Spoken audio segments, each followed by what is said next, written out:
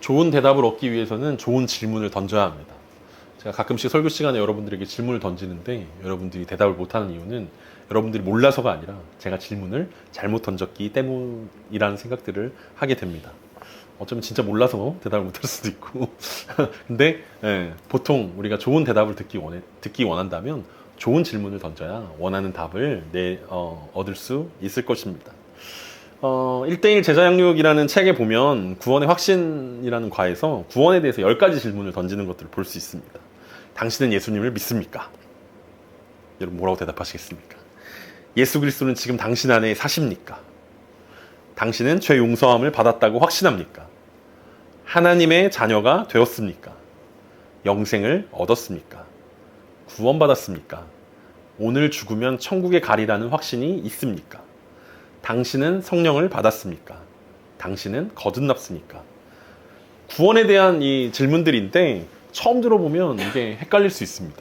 어떤 거는 확실하게 예라고 대답할 수 있는 것 같은데 또 어떤 거는 갸우뚱할 수도 있고 또 어떤 것도 아닌 것 같기도 하고 이렇게 헷갈리게 되면 이게 똑같은 질문임에도 불구하고 받는 상대에 따라서 대답하기가 쉽지 않겠다라는 생각들을 하게 됩니다. 주일학교 시절에 선생님들이 늘 질문하는 게 너 오늘 죽으면 천국 갈 수 있니? 라는 질문 굉장히 많이 던졌던 것 같은데 처음에 이 질문을 들었을 땐 충격적이었는데 이게 자꾸 듣다 보니까 익숙해져서 그냥 여기는 예라고 대답하면 되는구나 라는 생각들을 한 적이 있습니다. 왜냐하면 지금 당장 죽을 것도 아니고 그리고 어차피 교회에서 원하는 대답은 예라는 대답이라는 것들을 일찍부터 알았기 때문에 그렇습니다. 오늘 이제 바울이 에베소에 도착해서 어떤 사람들을 만나게 되고 질문을 던집니다. 너희가 믿을 때 성령을 받았느냐라는 질문을 던지는데 이 질문을 들었던 제자들이 좀 당혹하게 했던 것 같아요. 처음 들어본 말인데 왜 이런 얘기를 하지? 라는 이 질문에 어떻게 대답을 했어야 됐는지 그리고 바울이 원하는 대답은 무엇이었는지 그리고 이 질문을 통해서 우리들 가운데 던지는 질문은 무엇인지 같이 이 질문을 보면서 같이 오늘 말씀 함께 생각해 볼 수 있었으면 좋겠습니다. 오늘 본문 1절과 2절입니다. 아볼로가 고린도에 있을 때 바울이 윗지방으로 다녀 에베소에 와서 어떤 제자들을 만나 이르되 너희가 믿을 때 성령을 받았느냐 이르되 아니라 우리는 성령이 계심도 듣지 못하였노라. 우리가 지금 계속해서 사도행전을 살펴보고 있는데 사도행전 이제 19장에 이르렀습니다. 그런데 바울의 3차 전도여행은 이미 18장 후반부부터 시작되었다라는 것들을 여러분들에게 알려드렸습니다. 그리고 18장 후반부부터 21장까지가 바울의 3차 전도여행을 그리고 있는데 그 중에 이제 본격적으로 전도여행을 하게 된 부분이 오늘 19장에 이르렀습니다. 그러니까 바울이 안디옥을 떠나서 18장에서 갈라디아 지방으로 가서 1, 2차 전도여행 때 만났던 형제들을 만나서 믿음을 굳건하게 했다. 그리고 그 다음에 이제 에베소에 도착했다라는 것이 오늘 본문의 시작입니다. 그 사이에 있었던 일이 무엇이었냐면 지난주에 살펴본 브리스길라와 아굴라 부부가 아볼로라는 설교자를 만나게 되고 엄청난 설교자로 각성할 수 있도록 브리스길라와 아굴라를 통해서 바울에게 받은 그 복음을 전달해주는 모습들이 우리가 지난주에 살펴본 모습들이었습니다. 그리고 그 아볼로는 엄청난 설교자로 각성한 다음에 고린도로 파송되었고 오늘 이제 그 에베소에 바울이 도착하게 되었습니다. 그러니까 하나님의 사역의 모습들을 우리가 살펴보면 어떤 한 군데 모여있는 것이 아니라 적절하게 은사대로 재배치되는 데 있음을 우리는 알 수 있습니다. 어떤 이렇게 거 보면은 잘하는 사람들만 모여있는 그런 공동체 있지 않습니까? 피아노 칠 줄 아는 사람들이 10명씩 있는데 어떤 공동체는 피아노 칠 수 있는 사람이 한 명도 없고 이렇다면 이게 은사적으로 재배치돼야 되는 상황임에도 불구하고 오랫동안 있었다라는 이유로 또 어떤 그게 익숙하다라는 이유로 잘 움직이지 않는 부분들이 있는데 오늘 본문을 보면 하나님께서는 하나님 나라 사역을 위해서 아볼로는 고린도로 보내고 바울은 에베소로 보내는 게 하나님 나라 사역을 위해서 적절하겠다라고 생각하셨기 때문에 그런 일들을 벌이셨다라고 생각해 볼 수 있습니다. 에베소에서 바울과 아볼로가 같이 있는 것보다는 아볼로는 고린도로 바울은 에베소로 보는 것이 효과적으로 하나님 나라를 섬기는데 좋은 사역이었다라는 것을 볼 수 있죠. 지난주에는 브리스길라 아굴라와 아볼로가 같이 있는 것이 시너지 효과가 났다라는 것으로 우리가 생각해 볼 수 있었는데 시너지를 내야 할 때는 시너지를 내야 하고 또 재배치돼야 할 때는 재배치돼야 한다는 사실들을 생각해 볼 수 있습니다. 그리고 바울이 에베소에 도착했을 때 어떤 제자들을 만났습니다. 여기가 약간 함정 같은 단어인데 어떤 제자라는 거죠. 보통 누가는 제자들을 부를 때 예수님의 제자를 이야기합니다. 그러니까 특별한 어떤 사람의 이름이 나오지 않으면 제자라는 거는 예수님의 제자들이라고 생각해 볼 수 있습니다. 그러니까 이미 에베소 지역에 이미 많은 사람들을 통해서 예수님의 제자가 있었나 보다라고 생각할 수 있는데, 오늘 내용을 곰곰이 살펴보면 이 사람들이 약간 예수님의 제자라고 부르기엔 조금 이상한 부분들이 있습니다. 그래서 이 사람들이 도대체 누구의 제자인가? 어떤 학자들은 이 사람들을 아볼로의 제자라고 이야기합니다. 세례 요한으로 링크되어 있기 때문에 이게 아볼로의 제자인가? 아니면 세례 요한의 직접적인 제자인가? 아니면 예수님의 제자인데 신앙이 약한 상태인가? 이런 여러 가지 접근들을 우리가 하기도 합니다. 오늘 본문을 다 보면 이제 누구의 제자인지 여러분들이 잘 해석할 수 있게 될 것입니다. 지난주 본문에 이어지는 내용이기 때문에 처음에 우리가 봤을 때는 아볼로의 제자라고 생각하면서 이 본문을 볼 수 있습니다. 그런데 이 누구의 제자일까라는 생각들을 염두에 두면서 본문을 쭉 따라오시면 됩니다. 이 누구의 제자일까? 여러분들은 누구라고 생각하겠습니까? 그런데 누구의 제자인지 너무 궁금하던 차에 바울이 이제 이 제자들에게 질문을 던집니다. 너희가 믿을 때 성령을 받았느냐? 이 두 번째 함정이 숨겨져 있습니다. 믿을 때 성령을 받았는가? 라는 질문에 있어서 이때 당시의 사람들이 느꼈던 어떤 그 의미는 뭐 다 이해했을 텐데, 오늘 우리가 이 질문을 듣는다면 믿을 때 성령을 안 받을 수도 있나? 라는 생각들을 하게 하면서 믿는 것과 성령을 받는 것은 다른 일인가? 라는 생각 가운데 이 본문을 접근할 수도 있습니다. 그래서 우리가 이 본문을 볼 때 주의해야 되는 것은 이때 당시 사람들에게는 이게 어떤 의미였을까를 생각해 보는 게 필요하다라는 거죠. 그래서 요즘 생각으로 이 본문을 보니까 많은 사람들이 예수님을 믿긴 믿는데 아직 성령을 받지 못한 상태가 있구나라고 생각하면서 본문을 오해하기도 한다라는 것입니다. 하지만 바울은 이 이야기를 기록하고 있는 그 누가는 한 번도 믿음과 성령을 구별해서 쓴 적이 없었다라는 것을 우리는 생각해 봐야 합니다.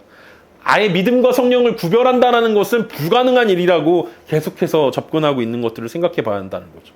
결국 궁극적인 믿음의 결론은 성령님이 우리 안에 거하시는 거기 때문에 믿음과 성령을 따로 구분할 수 없다라는 것이 우리의 작은 결론입니다. 그런데 문제는 무엇이냐면 오늘날 우리가 믿음과 성령을 따로 구별해서 생각할 때가 많다는 거예요. 왜냐하면 이때 당시에 사람들이 사용했던 믿음이라는 단어와 오늘 우리가 생각하고 있는 믿음이라는 단어가 어떤 질적이고 양적인 차이들이 있다라는 거예요. 앞서 그 구원의 확신에 대한 10가지 질문들이 우리 가운데 어려움을 느끼게 하는 것은 그게 다 같은 질문들임에도 불구하고 그 정의를 어떻게 내리느냐에 따라 우리 가운데 헷갈리게 만든다라는 거죠. 믿음이라는 것을 어떻게 정의 내리느냐에 따라 우리들 가운데 이 질문이 이상하게 느껴질 수 있다라는 거예요. 그래서 오늘날의 우리의 믿음이라는 단어의 정의는 사실은 지적인 동의에 가깝습니다. 예수님을 주인으로 모시는가, 인정하는가, 예수님이 우리의 구원자 되심을 인정하는가, 예수님이 우리의 죄 때문에 이 땅 가운데 십자가에서 죽으시고 다시 살아나셨다는 것들을 고백하는가, 이 고백과 인정에 초점이 맞춰져 있는 믿음이기 때문에 어쩌면 믿음과 성령이 따로 놀 수도 있겠구나, 구분할 수도 있겠구나 라는 생각들을 우리가 갖게 된다라는 거죠. 그래서 우리가 이 바울의 질문을 다시 바라봐야 한다라는 것입니다. 바울이 믿을 때 성령을 받았는가라는 것은 믿음이 있는가에 대한 질문이었다라는 거예요. 성령에 초점이 있는 게 아니라 믿으면 당연히 자연스럽게 성령이 따라오는 것이니까 너희가 믿음에 있는가, 신자입니까, 제자입니까? 라는 질문이었다라는 거죠. 그런데 이 교회 안에서도 이 믿음이란 단어가 서로 느끼는 정도의 차이가 너무나 많이 있기 때문에 형제 자매라고 부를 때에도 이 차이가 너무나 많이 있기 때문에 이게 서로 대화하는데 익숙하지 않다라는 것입니다. 제가 예전에 그 성당이라는 곳에 너무 궁금해가지고 성당 어떤 곳이지? 라고 가봤는데 이제 예배를 미사를 이제 처음 드려보니까 순서가 너무 익숙하지 않으니까 일어나야 되는데 안 일어나고 앉아야 되는데 안 앉고 막 이러고 있으니까 그 수녀님이 와서 그 신자냐고 물어보더라고요. 다 신자니까 예 신자 맞는데요. 그래서 신자인데 되게 이렇게 갸우뚱하게 생각하더라고요. 신자인데 왜 모르지? 뭐 약간 이런. 근데 또 찬송은 악보를 보고 부르면 되니까 또 대충 곧잘 따라 부르고 이러니까 도대체 얘는 뭘까라고 생각하는데 신자라는 단어가 카톨릭에 쓰는 신자와 교회에서 쓰는 신자라는 그 서로의 의사소통에 문제가 있었다라는 거죠. 같은 신자긴 신자인데 뭘 믿느냐, 무엇을 믿느냐라는 차이가 있기 때문에 그런 상황들이 일어났었는데, 믿음이란 단어도 마찬가지라는 것입니다. 성경이 말하는 믿음과 우리가 지금 교회에서 통용되어지는 믿음, 이게 정말 같은 믿음인가, 우리 같은 정의를 내려도 될 것인가 라는 생각들이 우리 가운데 있기 때문에 이런 문제들이 생긴다라고 생각할 수 있습니다. 바울의 질문은 명확했습니다. 여러분은 믿고 있습니까? 라는 질문을 던졌다라는 거죠. 만약 오늘날 한국교회에 와서 바울이 어떤 제자들을 만났다면 아마 이렇게 질문을 던지지 않았을 거다라고 생각을 합니다. 믿을 때 성령을 받았습니까? 라는 질문보다는 뭐 교회 다니세요? 뭐 이렇게 물어봤겠죠. 뭐 교회 다니십니까? 뭐 이렇게 이런 질문들을 던지지 않았을까. 보통 우리가 질문할 때 그렇게 질문하잖아요. 어떤 사람들이 교회 다니냐 안 다니냐, 어떤 신자인가 아닌가를 물어볼 때 신자입니까? 뭐 구원의 확신이 있습니까? 거듭난 그리스도입니까? 이렇게 잘 물어보지 않잖아요. 그냥 가볍게 교회 다니십니까? 라는 이렇게 질문을 던지는데, 특이하게 이 사람들은 그 질문에 뭐라고 대답합니까? 우리는 성령이 계심도 듣지 못하였느니라 라고 이야기합니다. 아니, 믿으면 당연히 성령이 따라오는 건데 이 사람들은 성령이 계심도 듣지 못했다라고 대답하고 있습니다. 맨날 제가 질문하면 여러분들 한 번도 처음 듣는 것처럼 늘 얘기하죠. 처음 들어보는데요? 한 번도 안 들어봤는데요? 분명히 지난주에 배웠는데, 분명히 지난주에 우리가 공부했는데도 처음 들어보는데요? 라고 이야기한 것인지, 아니면 진짜 이 사람들이 몰랐는지, 그것은 우리가 알 수 없지만 어쨌든 이 사람들은 성령에 대해서 들어본 적이 없다라고 부인하고 있습니다. 그래서 바울은 두 번째 질문을 던집니다. 아마 첫 번째 질문이 교회 다니세요? 라는 질문이었다면 두 번째 질문은 어느 교회 다니세요? 라는 질문이었던 것 같습니다. 그게 3절과 4절입니다. 바울이 이르되 그러면 너희가 무슨 세례를 받았느냐? 대답하되 요한의 세례니라. 바울이 이르되 요한이 회개의 세례를 베풀며 백성에게 말하되 내 뒤에 오시는 이를 믿으라 하였으니 이는 곧 예수라 하거늘. 성령이 계심도 듣지 못했다는 어떤 제자들에게 바울은 이상함을 느꼈습니다. 그리고 다시 질문합니다. 그러면 너희가 무슨 세례를 받았습니까? 라고 이야기합니다. 그러니까 세례에 무슨 종류가 있을까 싶지만 세례는 사실 기독교에만 있는 예식이 아니었습니다. 세례는 연합한다라는 의미였기 때문에 이방 종교에도 존재했습니다. 그러니까 어떤 신과 연합한다라는 의미들을 가지고 있기 때문에 이방 신과의 연합, 그리고 이방 신의 세례에도 충분히 받는 사람들이 이때 당시에 있었다라는 거죠. 그러니까 어떤 제자들의 대답할 때 어쩌면 바울이 믿을 때 성령을 받았습니까? 라는 질문에 제대로 대답을 못했으니까 바울이 이 사람들은 제자긴 제자인데 도대체 누구의 제자란 말인가? 라는 고민들을 하게 되었다라는 거죠. 어떤 제자들의 답은 무엇이었습니까? 그들은 요한의 세례를 받았다라고 고백합니다. 지난주 아볼로와 이어지는 내용인데 세례 요한의 세례를 받았다라고 이야기하는 거죠. 그러니까 이 제자들은 예수님의 제자라고 보기보다는 요한의 제자라고 보는 것이 더 타당할 것입니다. 아마 이때 당시를 보면 세례 요한이 세례를 준 지 한 25년에서 30년 사이라고 생각해 보면, 지난 25년에서 30년이 지난 시점이라고 생각해 보면 어쩌면 이 사람들 7절에 보면 12명이라고 나오는데 세례 요한의 12제자 아니냐라고 이야기하는 사람들도 있긴 한데, 중요한 것은 직접 세례 요한한테 세례를 받았던 사람들일 수도 있고, 아니면 세례 요한의 제자들에게 세례를 받았을 수도 있는데, 세례 요한의 이름으로 세례를 받은 거죠. 그럼 세례 요한의 세례라고 우리가 생각한다면 세례 요한이 무엇을 가르쳤는지 제대로 아는 사람들이어야 되는데, 놀랍게도 세례 요한이 가르친 성령에 대해서, 그리고 세례 요한이 가르친 예수님에 대해서 전혀 모르는 것으로 보아 이 사람들은 그냥 제자긴 제자인데 약간 자칭 제자 아니냐라고 우리가 생각해 볼 수 있습니다. 요한의 가르침은 바울의 언급처럼 내 뒤에 오시는 이를 믿으라라는 이야기였고, 그분이 예수님이라는 것들을 알려주는 표지판으로서의 역할을 세례 요한이 감당했기 때문에 그렇습니다. 그래서 세례 요한이 뭐라고 이야기합니까? 자신을 따르는 제자들에게 자기는 아무것도 아니다라고 이야기하지 않습니까? 난 아무것도 아닙니다. 예수님 앞에서 난 아무것도 아닙니다. 자기 뒤에 오는 분을 믿어야 합니다. 그가 성령과 불로 세례를 베풀 것입니다. 라는 예언을 했었는데, 누가복음 3장 16절에 보면 요한이 한 말이 이렇게 나옵니다. 요한이 모든 사람에게 대답하여 이르되 나는 물로 너희에게 세례를 베풀거니와 나보다 능력이 많으신 이가 오시나니 나는 그의 신발끈을 풀기도 감당하지 못하겠노라. 그는 성령과 불로 너희에게 세례를 베푸실 것이오. 그러니까 세례 요한이 했던 이야기들을 잘 들었던 제자들이라면, 세례 요한이 물로 세례를 베풀었고 그의 제자가 된다라는 것은 그냥 예비적인 일들이구나. 예수님이라는 구원자, 그가 이제 성령과 불로 세례를 베푸실 그분이 예수님이고 그분이 메시아구나라는 것들을 알고 그분의 제자가 되어야 된다라는 사실들을 생각해야 하는데 오늘 어떤 제자들은 그 생각들을 못했다라는 거죠. 어떤 제자들이 그러면 왜 세례 요한의 제자가 되었겠습니까? 당시 세례 요한이 요단강에서 회개의 세례를 줄 때 엄청 많은 사람들이 모여들었다는 사실들을 우리는 잘 알고 있습니다. 그러니까 세례 요한이 메뚜기와 석청만 먹으면서 그가 엘리야처럼 형상을 해가지고 약대 털옷을 입고 요단강 근처에서 세례를 베풀 때 수많은 사람들이 세례 요한에게 찾아가서 세례를 받았습니다. 심지어 누구도 예수님도 세례 요한에게 세례를 받았던 것들을 우리는 생각해 봅니다. 그런데 그 세례 요한에게 세례를 받았던 사람들이 세례를 받았던 이유는 무엇이었습니까? 아까 읽었던 누가복음 3장 16절 직전에 나오는 내용인데 누가복음 3장 7절에서 8절을 보면 요한이 세례를 받으러 나오는 무리에게 이르되 독사의 자식들아 누가 너희에게 일러 장차올 진노를 피하라 하더냐. 그러므로 회개에 합당한 열매를 맺고 속으로 아브라함이 우리 조상이라 말하지 말라. 내가 너희에게 이르노니 하나님이 능히 이 돌들로도 아브라함의 자손이 되게 하시리라. 그러니까 그 세례 요한에게 세례를 받으러 왔던 사람들이 요한의 회개의 세례를 받았던 이유는 무엇이었냐면 장차올 진노를 피하기 위해서였다라는 것을 우리는 알 수 있습니다. 그러니까 하나님께서 구약 성경에 수많은 선지자들을 보냈을 때 그 선지자들이 했던 이야기는 회개하지 않으면 하나님의 심판이 임한다라는 메시지였는데 그 메시지 앞에서 어떤 사람들은 회개하기도 하고 어떤 사람들은 그럴 수 없다라고 이야기하기도 했는데 오늘 세례 요한의 세례 가운데서는 많은 사람들이 회개의 세례를 받았다라는 거죠. 왜냐하면 회개하지 않으면 장차 하나님의 진노가 임하게 될 것이다라는 사실들을 그들이 믿었기 때문에 그렇습니다. 그런데 요나가 니느웨에 가서 하나님의 심판을 예언했을 때 그곳에 산 사람들도 하루 만에 회개했던 사건들을 우리는 기억합니다. 그러니까 회개했다고 해서 끝나는 것들이 아니라는 거죠. 니느웨는 그 다음에 어떻게 됩니까? 니느웨는 그때 당시에 하나님의 요나의 예언을 받고 회개했지만 그 다음에 여러 해가 지난 다음에 멸망당하게 되어지는 것들을 우리는 보게 됩니다. 그러니까 당장 다가올 진노를 피하고자 회개한다 하더라도 예수 그리스도께 돌이키는 일들이 아니면 그 회개는 제한적이라는 거죠. 그 죄를 씻는 그것 이상의 일들이 되지 않는다라는 것입니다.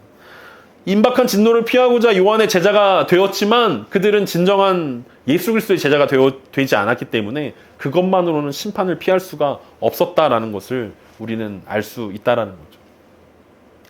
우리가 신앙생활하면서 많은 사람들이 예수님을 믿고 하나님을 믿는다라고 이야기하는데 많은 사람들이 임박한 진노를 피하기 위해서 신앙생활을 하는 것을 우리는 볼 수 있습니다. 죽음에 대한 두려움 때문에 혹은 내세에 대한 소망 때문에 신앙생활을 시작한다라는 것. 시작은 그렇게 될 수 있지만 그렇게 신앙생활을 시작할 수 있지만 계속해서 그런 신앙 안에 머물 수는 없다라는 것. 만약 계속해서 그런 신앙 가운데 있다면 그것은 어떤 제자들이라고 이야기할 수 있습니다. 그래서 바울이 오늘 어떤 제자들에게 그 신앙 수준에 임박한 진노를 피하려고 하는 요한의 제자, 요한의 세례만 알고 있는 그들에게 새로운 세례를 베풀게 됩니다. 그게 5절부터 7절입니다. 그들이 듣고 주 예수의 이름으로 세례를 받으니 바울이 그들에게 안수하매 성령이 그들에게 임하심으로 방언도 하고 예언도 하니 모두 12사람쯤 되니라. 바울은 어떤 제자들에게 예수님을 전했습니다. 세례 요한의 제자라면 그가 한 말을 제대로 이해해야 하고 세례 요한이 말했던 것처럼 속으로 아브라함의 자손이라고 생각한다고 아브라함의 자손이 되는 것이 아니라 예수 그리스도를 믿어야 구원에 이를 수 있고 예수 그리스도를 믿어야 영적인 아브라함의 자손이 될 수 있고 예수 그리스도를 믿어야 하나님의 자녀가 될 수 있다라는 그 놀라운 복음의 비밀들을 그들에게 알려주었습니다. 그리고 그들이 바울이 알려준 복음을 믿게 되었을 때 그들은 비로소 세례를 받게 되었습니다. 그러니까 중간에 믿었다는 얘기가 사라지고 세례를 받았을 때 나타난 일들만 있으니까 우리가 헷갈릴 수 있는데 그건 너무 당연한 일들이기 때문에 생략한 것입니다. 바울이 예수 그리스도를 그들에게 전달했을 때 그들은 예수 그리스도를 통해서만이 우리가 하나님의 자녀가 될 수 있구나. 예수 그리스도를 통해서만이 우리 가운데 성령님이 임재하시고 우리를 위한 인생이 아니라 나 자신을 위한 인생이 아니라 예수님을 위한 인생을 살 수 있구나라는 사실들을 고백하고 깨닫게 되었다라는 거죠. 그래서 바울은 그 자리에서 세례를 베풀었습니다. 그리고 세례를 베푼 후에 그들에게 안수할 때 성령이 그들에게 임하시고 방언도 하고 예언도 하게 되었습니다. 여기서 또 세 번째 함정이 있습니다. 안수하면 성령이 임하는구나. 그리고 성령이 임하면 방언과 예언도 할 수 있구나. 그래서 이 전체적인 맥락 가운데 이 본문을 보지 않고 따로 떼어서 보면 그럴 수 있는데 오늘 바울이 세례를 베풀고 안수를 했을 때 성령이 임했다라는 사건은 사실은 우리가 잘 알고 있는 사도행전 2장의 오순절 성령 강림 사건과 이어지는 맥락 가운데 우리가 함께 살펴보아야 할 것입니다. 이 사건이 사도행전에 3번 나오는데 사도행전 2장에서 오순절 예루살렘에서 등장하고 사도행전 8장에 사마리아에서 등장하고 이제 19장에 에베소에서 등장합니다. 여러분 사도행전 우리가 잘 알고 있는 것처럼 오직 성령이 너희에게 임하시면 너희가 권능을 받고 어떻게 됩니까? 온 유대와 사마리아와 땅끝까지 이르러 내 증인이 되리라 말씀하셨던 그 말씀이 이루어지고 있다는 것을 사도행전이 보여주고 있다는 거죠. 예루살렘에서 그리고 사마리아에서 지금 땅끝이라고 아시아의 끝에 있는 에베소에서 바울이 갈 수 있는 아시아 지역의 땅끝이 바로 에베소라고 이야기할 수 있습니다. 거기서 성령의 역사가 동일하게 나타나고 있다는 것입니다. 그러니까 우리가 사도행전을 볼 때 우리는 사도행전을 어떤 복음의 확장, 어떤 복음의 성장, 교회의 성장 이런 주제로 많이 보게 되어지는데 사도행전 안에서 누가가 추구했던 것은 교회의 연합과 일치입니다. 같은 성령 안에서 역사되어지고 있다. 우리가 이방인이나 헬라인이나 유대인이나 어느 누구도 한 성령 안에 있다라는 것들을 강조하고 있는 모습들이라고 우리가 보게 될 것입니다. 그래서 어떤 사람들이 본문을 보면서 안수를 받아야 되는구나. 바울 같은 사람한테 안수를 받아야 되는구나. 성령이 나중에 임하게 되는구나. 그리고 방언도 하고 예언도 해야 진짜 성령이 임했다라는 것이구나 라고 생각한다면 그것은 오해입니다. 근데 나중에 고린도 교회도 방언과 예언에 대해서 오해해서 다툼이 일어났던 것처럼 오늘 우리가 사는 신앙생활 세계에서도 오해 때문에 일어난 여러 가지 오해들이 그리고 사건들이 많이 일어나는 것들을 보게 됩니다. 그러니까 성경대로 해석해야 하는데 우리가 성경을 우리 시대의 이야기로 끌고 와서 나의 삶 가운데 바로 적용하다 보면 사도행전의 특수성을 이해하지 못하고 오해하게 된다는 거죠. 그래서 오순절에 그 교회에 하나님께서 성령의 세례를 베푸신 것인데 이것이 개개인의 성도들에게 성령 세례가 필요하다라는 것으로 오해하게 되기도 한다라는 거죠. 그래서 예수를 믿을 때와 성령 세례 받을 때 두 가지 신앙의 조건이 있다라고 이야기하는 것은 사도행전을 오해하기 때문에 일어난 일들입니다. 왜냐하면 바울은 늘 예수 그리스도를 믿는 것과 성령이 우리 가운데 임하는 것을 하나로 이해하고 있기 때문에 그렇습니다. 오늘 본문이 에베소 교회가 하나님의 교회인 예루살렘과 하나인 성령을 받았다라는 것들을 강조하기 위해서 방언과 예언들을 이야기한 것이지 성령이 임하면 방언과 예언이 반드시 일어나야 된다라고 이야기하는 것들은 아니라는 거죠. 누가는 에베소에서도 예루살렘과 온 유대와 사마리아와 땅끝까지 복음이 어떻게 증거되는지를 보여주었습니다. 그리고 이 어떤 제자들을 만났던 이야기가 그렇게 막 중요해 보이지 않음에도 불구하고 오늘 굳이 기록해 놓은 이유는 이것이 하나님의 복음의 사역들이 땅끝까지 이루어지고 있고 또 그곳에서 만났던 성도들이 온 교회가 하나님의 교회가 하나로 이루어져 있다라는 것들을 보여주고 있기 때문에 그렇습니다. 바울은 에베소에 2차 전도여행을 시작하면서부터 정말 오고 싶었던 곳이었습니다. 그런데 하나님의 뜻이 계속해서 가로막아서 에베소가 아니라 유럽으로 마게도냐와 빌립보와 그리고 아가야 지방으로 2차 전도여행을 했던 것들을 우리는 기억합니다. 바울이 소망했던 것처럼 3차 전도여행에서는 드디어 이 에베소 아시아의 땅끝인 에베소 지방에 도착하게 되었습니다. 이 에베소가 왜 중요하냐면 나중에 소아시아 7교회 여러분 기억하시지 않습니까? 요한계시록 보면 소아시아 7교회들에 대한 편지가 나오는데 이 소아시아 7교회는 에베소 교회를 통해서 개척되어진 교회들이기 때문에 소아시아의 7교회들을 개척하는데 가장 필요한 곳이 에베소였기 때문에 중요한 도시 중에 하나였다라는 거죠. 마침내 예수의 제자가 되고 성령으로 충만하게 된 이 12명의 사람들을 통해서 하나님의 역사가 이 아시아 지역에 에베소 지역에 역사되었습니다. 바울은 첫 번째 땅끝 아시아의 땅끝 에베소에 도착하였습니다. 그리고 나중에 바울은 두 번째 자기가 알고 있는 땅끝인 스페인으로 가려고 준비합니다. 로마서를 쓸 때 바울이 내가 서바나까지 가겠다라고 이야기했던 것이 두 번째 자신이 생각했던 땅끝은 스페인이었기 때문에 그렇습니다. 어떤 신학자들은 오늘날 땅끝이 교회 아니다라고 이야기하기도 합니다. 그러니까 우리가 생각할 때 막 멀리 가야 된다라고 생각하는데 사실은 교회 안에 복음을 제대로 알지 못하는 사람들이 어떤 제자들이라고 하는 그 사람들 같은 사람들이 교회 안에도 많이 있다라는 어떤 경각심들을 우리 가운데 불러일으키기도 합니다.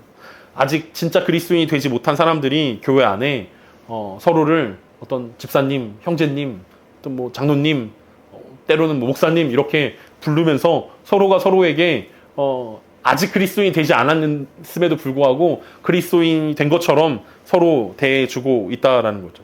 사실은 어떤 제자들처럼 죽음에 대한 공포와 두려움, 천국에 대한 어떤 그 확신 때문에 억지로 믿는 척하고 있는 것일 뿐인데, 하나님의 살아계심을 믿는다, 그리고 하나님의 살아계심을 인정한다, 그리고 성경이 하나님의 진리라는 것들을 인정하는 것으로 신자가 다 되어진 것처럼 우리들 가운데 함께 신앙생활하고 있을 수도 있다는 것입니다. 하지만 오늘 본문을 통해서 하나님은 분명하게 마음 가운데 성령님이 함께 계시는 사람만 구원받은 사람이다라고 말씀하고 있습니다. 성령님이 우리 안에서 영적인 아브라함 자손이라고 말씀하시는 사람만 진짜 제자라고 이야기하는 거죠. 어떤 제자로 살아간다라는 것은 우리가 분명하게 우리 가운데 성령의 열매라는 증거가 나타나야 되는 사람이라고 이야기할 수 있습니다. 단순히 어렸을 때부터 교회를 다녔기 때문에, 혹은 헌금을 하고 있기 때문에, 주일 예배를 드렸기 때문에, 혹은 뭐 교회 안에서의 모든 행사와 프로그램들을 참여하고 있기 때문에 어떤 교회가 원하는 어떤 시스템 안에 들어와서 새가족반을 들었고 1:1 제자 양육을 들었고 제자 훈련을 했고 뭐 임직을 받았고 뭐 그렇게 어떤 그런 코스들을 다 밟았기 때문에 난 신실한 하나님의 제자입니다라고 이야기하는 것이 아니라, 오늘 바울이 이야기하는 것은 예수 그리스도를 영접한 사람, 예수 그리스도가 그 마음의 중심 가운데 완전한 구주로 임한 사람, 그래서 예수 그리스도를 주인이라고 인정할 때, 고백할 때 성령이 그 마음 가운데 들어오셔서 역사되어지는 그 사람이 그리스도인이고 하나님의 백성이고 하나님의 자녀라는 사실들을 우리 가운데 이야기하고 있습니다. 겉으로 드러나는 것은 비슷해 보일 수 있습니다. 하나님의 자녀도 똑같이 실수하고 죄를 짓고 연약하고, 하나님의 자녀가 아닌 사람들도, 열심히 종교 생활하는 사람들도 겉으로 신실해 보이고 잘해 보이고 또 때로는 넘어지고 실수할 수 있습니다. 근데 자녀로서 실수하는 것과 거의 그리스도인이 되었지만 아직 되지 않은 사람들이 실수하는 것은 전혀 본질적인 차이가 있습니다. 왜냐하면 하나님은 하나님의 자녀들에게 복을 베풀어 주시고, 하나님은 하나님의 자녀들에게 아브라함의 자손이다, 하나님의 구원과 하나님의 나라를 선물로 주셨기 때문에 그렇습니다. 결국 우리가 믿음이라는 단어들을 오용해서 나타난 결과일 수도 있습니다. 너도 믿어? 나도 믿는데. 너도 고백해? 나도 고백하는데. 단순한 고백이나 지적인 동의가 믿음이 아니라 결국 믿음은 삶으로 보여주어야 하는 것입니다. 성령이 우리 마음 가운데 임하셨기 때문에 그 임하신 성령이 우리 가운데 어떻게 표현되어지는 것인가 라는 문제일 것입니다. 결국 믿음은 삶이고 삶은 관계입니다. 내가 하나님과 어떤 관계를 가지고 있는가. 정말 오늘 하루도 내가 하나님과, 하나님이 내 안에서, 내가 내 안에 하나님께서 살게 하고 있는가. 내가 주님 안에서 살아가고 있고 주님이 내 안에서 살아가고 있는가.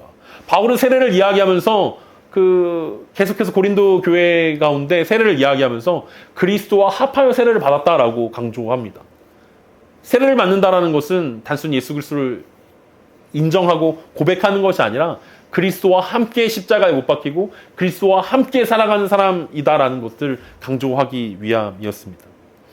믿음이라는 단어가 지적인 단어로 바뀌어서 지적인 동의를 의미하는 말이 돼버려서 오늘날 우리는 믿음이라고 이야기할 때 다른 단어를 써야 할 것 같습니다. 그래서 오늘 설교의 제목처럼 관계라는 말을 사용하게 된 것입니다. 단순히 여러분 믿습니까? 라는 질문으로는 조금 부족하다라는 거죠. 여러분 하나님과 바른 관계를 가지십니까? 하나님이 여러분의 아버지십니까? 성령님이 여러분의 마음 가운데서, 여러분의 영혼 가운데서 여러분이 하나님의 자녀라는 것들을 증거하고 계십니까?